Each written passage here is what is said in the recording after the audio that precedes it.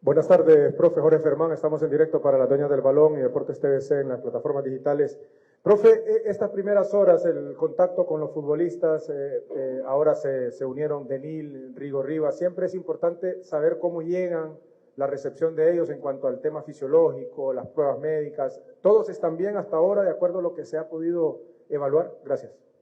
Buenas tardes. Y bueno, antes que todo, muchas gracias a ustedes por acompañarnos, por venir, felicitarlos por tener de nuevo la selección acá. Creo que hace más de un año vinimos y estaban ustedes con la inquietud y estaban ustedes con el deseo de que la selección nacional estuviera aquí y más, bueno, ahora en esta instancia. Respecto a la pregunta de Jorge, sí, creo que por fortuna todos han llegado muy bien.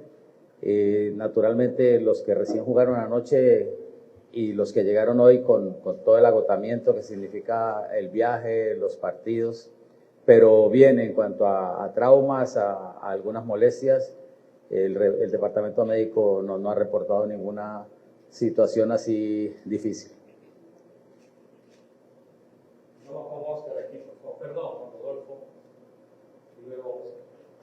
¿Qué tal, profe? Buenas tardes, Rodolfo Molina para Radio América. Por acá, profe. Por acá. Profe, ¿qué tal? Acá.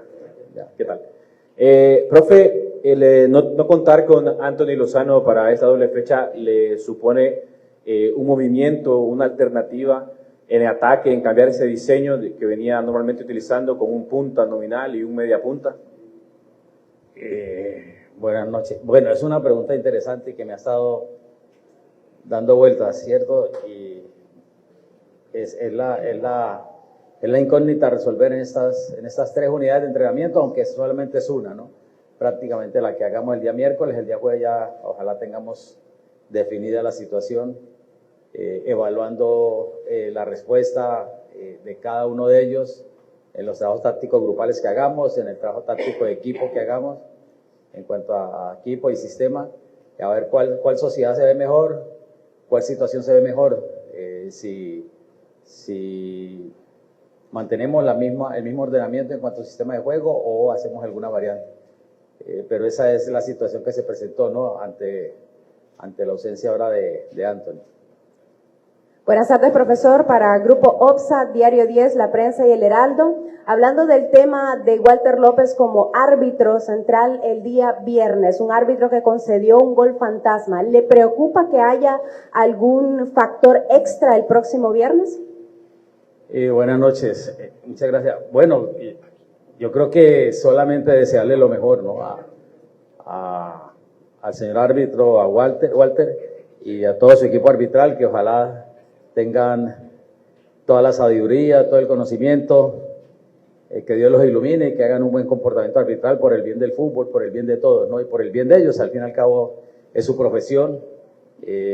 Ojalá que sea lo mejor para todos, que prácticamente pase desapercibido, que creo que es la función del árbitro en su comportamiento en cada partido, y más en estos partidos que son decisivos para una serie importante, ¿no?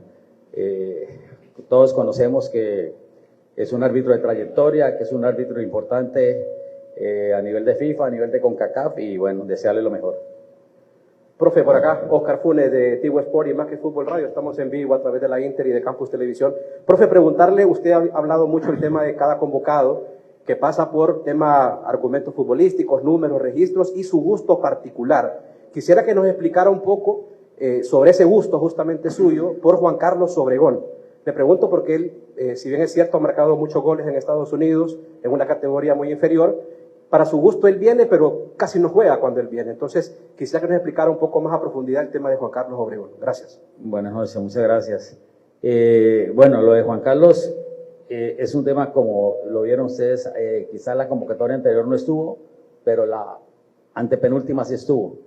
Estoy en ese proceso de conocerlo mejor, y ustedes saben que las unidades de entrenamiento son muy cortas y que muchas veces prácticamente que en un morfociclo, si acaso tenemos una unidad de entrenamiento, de táctica, de equipo, de 11 contra 11, es escaso, y mirando los complementos.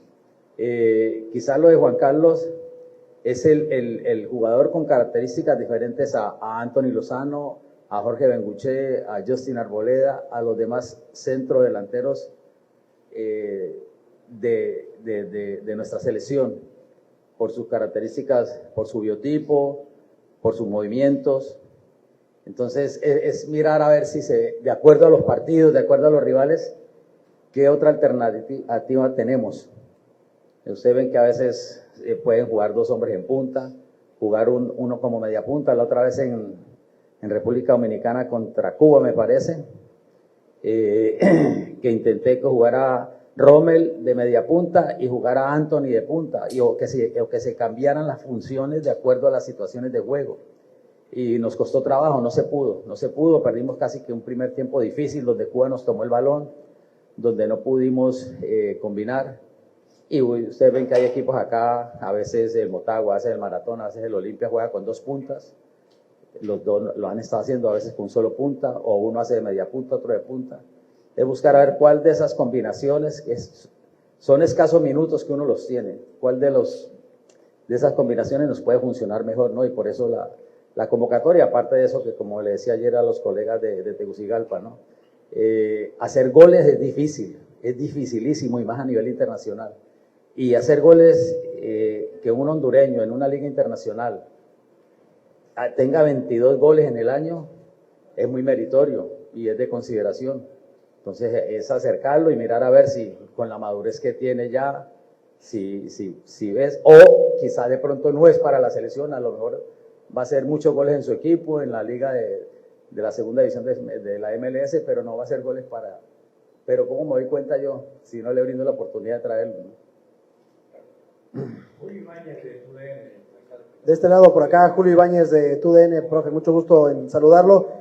¿Cómo trabajar con el ambiente en general que vive Honduras, con una especie de revancha por lo que pasó hace un año con selección mexicana, que pareciera que quedaron cuentas pendientes y que quizá ustedes merecían un poco más? Muchas gracias por su tiempo.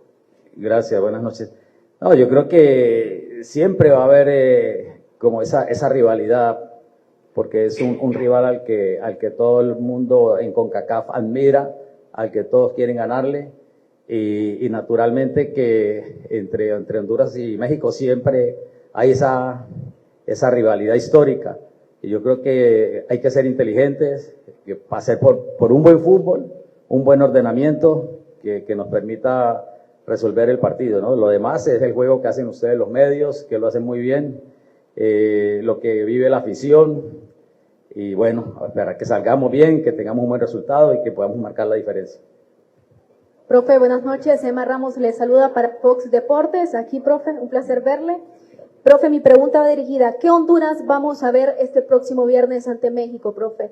Ya que el de hace un año fue una Honduras en el que venían varios legionarios en un buen momento, sumando minutos, y ahora vemos varios jovencitos, otros legionarios, en el caso de Luis Palma, que es uno de los máximos referentes en este caso, sin sumar tanto. Entonces, ¿qué Honduras vamos a encontrar este viernes, profe? Buenas noches, gracias. Y esperemos que sea la mejor versión, que nos acerquemos a aquel 17 de noviembre o aquel 21 de noviembre, el juego que se hizo en el Azteca, que Honduras estuvo bien, estábamos muy cerca. Yo creo que el juego último en Kingston nos dio esa sensación de que se va logrando el nivel con otros hombres, con otras variantes, porque esa es la dinámica de selecciones nacionales, por muchos factores, ¿no? Por lesiones, por sanciones, por momentos de los jugadores, y ojalá que necesitamos que sea la mejor versión, que sea lo mejor para todos nosotros, y que hagamos un buen juego, porque al frente tenemos un rival que motiva jugar contra él, y segundo, una plaza que todos quieren jugar acá, de modo que ojalá que sea la mejor Honduras. Bien, buenas tardes, profesor. Germán Ruiz Catán, de Canal 20, del Congreso Nacional. ¿Cómo está? Se están preparando estratégicamente, pero hay una parte importante. En la parte anímica, ¿cómo se encuentra Honduras para enfrentar a México el próximo viernes? Gracias, buenas noches. Bueno, creo que este partido, todos los partidos y cada que estamos en la selección, es un ingrediente extra. Creo que mejor motivación que estar en la selección es el premio, es el reconocimiento, es la distinción al comportamiento de los jugadores. Como les digo yo, cada que llegan el primer día los felicito por estar en la selección, y que la aprovechen, porque son momentos muy cortos, y Y a veces, como dicen, como decían los abuelos, ¿no? Uno no sabe lo que tiene hasta que lo pierde. Cuando lo pierde, y entonces esa es la situación. Yo creo que todos los jugadores están, como digo yo, el 100% no sirve. Para estos partidos se necesita el 500% por todo lo que significa esa disposición, esa alegría, esa solidaridad colectiva que se necesita para encarar un partido de estos. Solo un momento para mencionar, todos quieren preguntar, pero el espacio y el tiempo nos está absorbiendo. Francisco Ferrer. Profe, ya que hay tan poco tiempo para ver a los muchachos, ¿por qué no aprovecharlos y mirarlos en vacaciones y no traer gente de experiencia para que compitan hoy por un puesto en un partido tan delicado como este? Perdón, no entiendo la pregunta. Es el momento, y ¿por qué no aprovechar mejor las vacaciones para mirar a todos los que no pueden mirar o darle suficiente tiempo porque solo tiene un entrenamiento con el 11? ¿Por qué no hacerlo mejor en vacaciones y los mira a todos los muchachos? Y no convocar gente de más experiencia en vez de esos 3 cupos para este partido, que puedan pelear por un puesto y que puedan ser más competitivos. ¿Vacaciones de quién? De los muchachos, los de la MLS tienen hasta más. Y los convoco para hacer que el partidos 2 o 3 jugadores que tenemos en la MLS. Para los jóvenes que está convocando ahora. Sí, sí. ¿Por qué no aprovechar y mirarlo y desarrollar partidos amistosos, buscar alguna opción para poderlos ver y desarrollarlos a ellos? Chico, usted sabe, usted es un hombre grande. Yo soy más grande que usted, naturalmente, porque yo tengo más edad que usted. Nah. Pero eso no existe, en el calendario internacional no existe un espacio de tiempo. Y la única forma de uno comparar a veces rendimientos es colocarlos por el nivel de arriba. Y uno, en los trabajos que hacemos en el hotel a veces, yo por ejemplo esta mañana en el trabajo de gimnasio en el hotel, que son los trabajos específicos, especializados, se da cuenta uno quién está y quién no está, o quién tiene deficiencias a veces mínimas desde el punto de vista coordinativo, desde el punto de vista de estabilidad, desde el punto de vista de coordinación, desde el punto de vista de fuerza muscular en algún grupo muscular.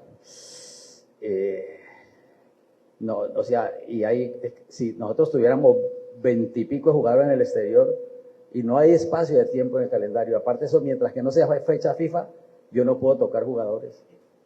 Yo no puedo tocar jugadores. O sea que inclusive a veces los de la Liga Nacional, uno aplaude y agradece la generosidad a veces de los entrenadores y de los clubes acá, que nos los permiten como ahora 15 días, lunes, martes y miércoles, y corre riesgos que se lastima algún jugador para devolverlo, pero no tenemos ese espacio de tiempo para mirar jugadores.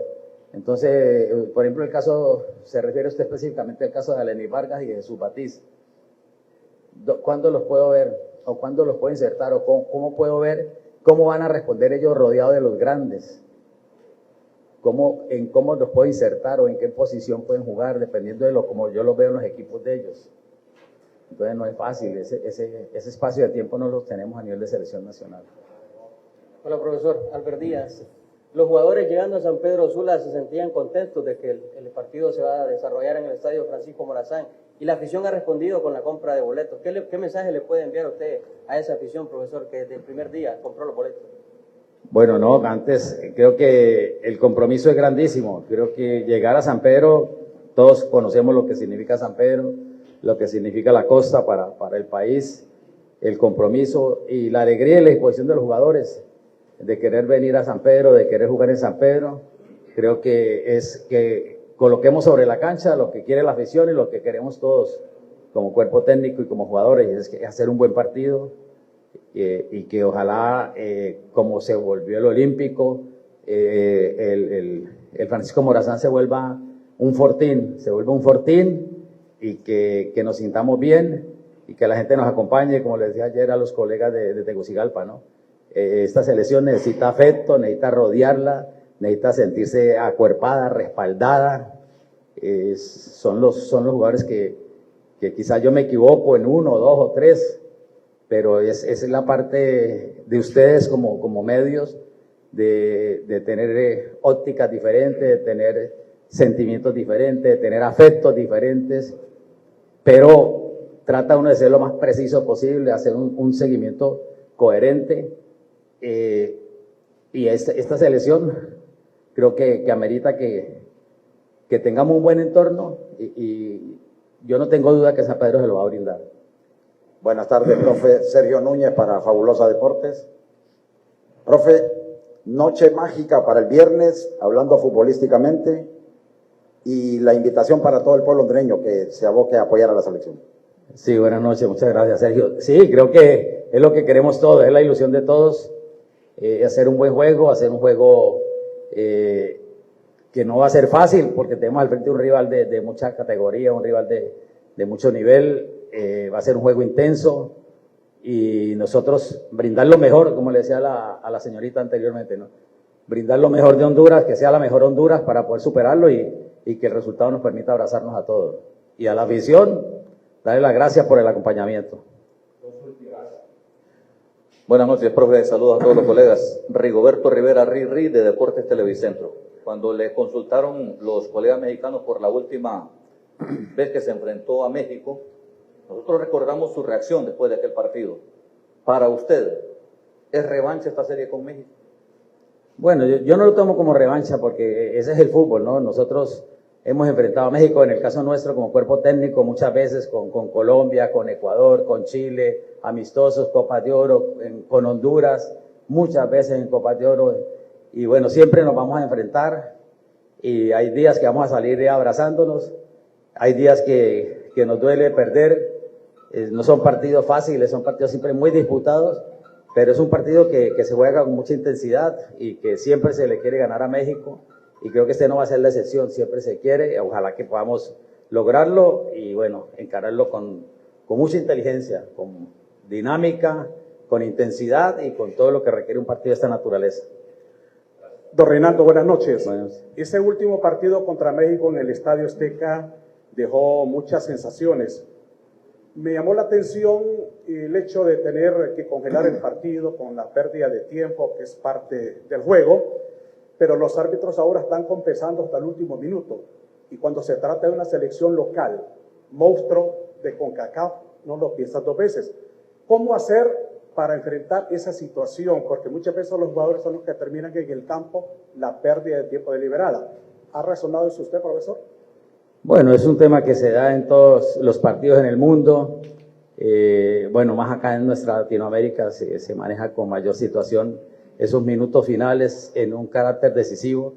Y como decía yo ayer, ¿no? Creo que nosotros terminamos ese partido en el Azteca con 8 jugadores, porque ustedes vieron que ni Albert ni Brian pudieron entrar en ese partido. O sea que a 11 le quitas 2, son 9. El árbitro nos expulsa a Daniel Maldonado, quedamos 8. Altura de Ciudad de México, lloviendo, cancha así, ¿cierto?